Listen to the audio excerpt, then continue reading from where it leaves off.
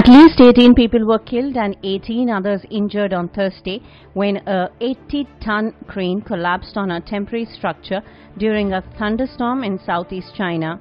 The gantry at a factory in Dongguan City in Guangdong Province fell on the two-story building made of containers during the thunderstorm, which brought with it winds of up to 100 km/h, said Luo Bin, Deputy Secretary General of Dongguan Municipal Government.